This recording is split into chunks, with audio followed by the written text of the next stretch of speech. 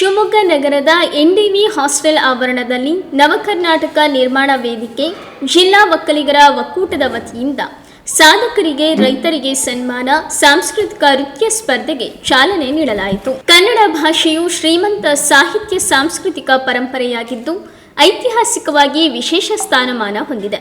ಪ್ರತಿಯೊಬ್ಬರ ಮನೆಗಳಲ್ಲಿಯೂ ಕನ್ನಡವನ್ನು ಹೆಚ್ಚು ಬಳಸಬೇಕು ಎಂದು ಶಿವಮೊಗ್ಗ ಜಿಲ್ಲಾ ವಾಣಿಜ್ಯ ಮತ್ತು ಕೈಗಾರಿಕಾ ಸಂಘದ ಸಹ ಕಾರ್ಯದರ್ಶಿಯಾದ ಜಿ ವಿಜಯಕುಮಾರ್ ಅವರು ತಿಳಿಸಿದರು.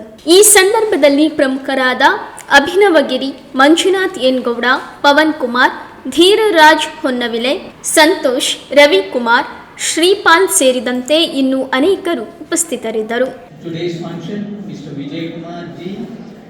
Who is a well-known personality in Shimoga, having associated himself with various organizations in the city.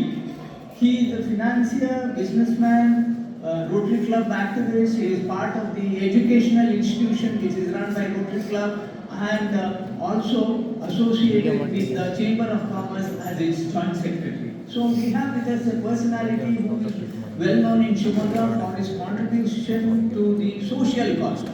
As far as I know, he is also associated very closely with Sharanya, which is the social organization which looks after terminally ill cancer patients.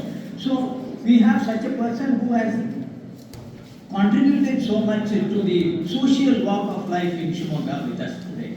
Welcome to you, sir.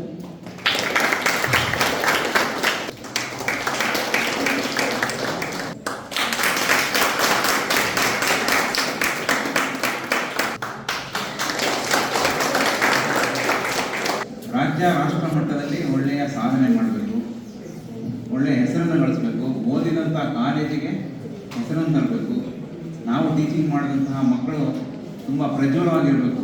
ಆ ಉದ್ದೇಶದಿಂದ ಶಿವಮೊಗ್ಗ ನಾಡಿ forum ಯಾವುದೇ ಥರದ ಸಂಭಾವನೆ ಇಲ್ಲದ ಹಾಗೆ ನಿಮಗೆ ಉಚಿತವಾಗಿ ಜ್ಞಾನದ ಬುದ್ಧಿಯನ್ನು ದಾರಿಯಾಗಿರ್ತದೆ. ನಾವು ಎಷ್ಟೆಲ್ಲ ಎಜುಕೇಷನ್ ಸಾಕಷ್ಟು ಪರಿಣಿತಿ ಇರ್ತದೆ, ಆದರೆ ಸಣ್ಣ ಸಣ್ಣ ವಿಷಯಗಳು ನಮಗೆ ಗೊತ್ತಿರೋದಿಲ್ಲ. ಸ್ಕಿಲ್ಸ್ ನಮಗೆ ಎಷ್ಟು ಟೈಪಿಂಗಲ್ಲಿ ರ್ಯಾಂಕ್ ಸ್ಟೂಡೆಂಟ್ ಇದ್ರು 8 ನಿಮಿಷದಲ್ಲಿ 2 ಪೇಜ್ ಟೈಪ್ ಮಾಡೋಕ್ಕಂತ ಇರುತ್ತೆ, ಆಗೋದಿಲ್ಲ. ಅದು ಆ ಸ್ಕಿಲ್.